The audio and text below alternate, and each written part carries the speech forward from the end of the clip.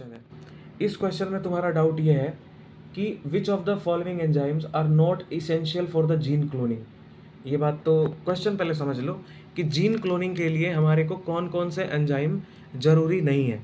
तो ये रहा जीन क्लोनिंग। जीन क्लोनिंग में क्या होता है? जीन क्लोनिंग में देखो, पहली बात कि जीन एक है, ये एक अच्छा डीएनए है। अच्छा डीएनए कौन से सेंस में? अच्छा डीएनए इस सेंस में कि इससे एक अच्छा आरएनए बनता है, उस आरएनए से एक अच्छा प्रोटीन बनता है। वो प्रोटीन हमको चाहिए, तो हमको प्रोटीन बनाने के लिए आरएनए चाहिए, आरएनए बनाने के लिए डीएनए चाहिए। तो ये डीएनए अच्छा है, मुझे इस डीएनए से ये छोटा सा पार्ट निकालना है। तो छोटे से पार्ट को निकालने के लिए क्या चाहिए? रेस्ट्रिक्शन एंजाइम कट करेगा। ये वेक्टर होस्ट, ये छोटा सा जो डीएनए है हम इसमें चिपका देंगे। डीएनए को चिपकाने के लिए क्या चाहिए? DNA ligase. अब डीएनए चिपका दिया, हमारा एक रिकॉम्बिनेंट डीएनए बन गया। अब उसकी क्लोनिंग करनी है। क्लोनिंग का मतलब क्या होता है? Multiple copies of DNA. यहाँ पे आ जाएगा multiple copies of recombinant DNA. तो अब डीएनए को बनाना है, तो डीएनए को बनाने के लिए एक ही एंजाइम यूज़ होता है जिसको बोलते हैं हम डीएनए पॉलीमरेज। ये बात ध्यान रखना, डीएनए को बनाने के लिए हमेशा डीएनए पॉलीमरेज यूज़ होता है।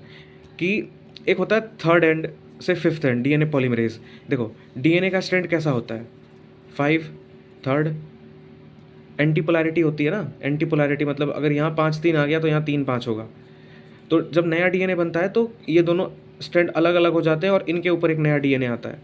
तो ये नया डीएनए बनाने का एंजाइम है, उसको बोलते हैं डीएनए पॉलीमरेज। ठीक है, अब ये फिफ्थ एंड से थर्ड एंड है, तो जो डीएनए पॉलीमरेज जो नया डीएनए बनाएगा वो बनाएगा थर्ड एंड से फिफ्थ एंड इस वाले डीएनए में।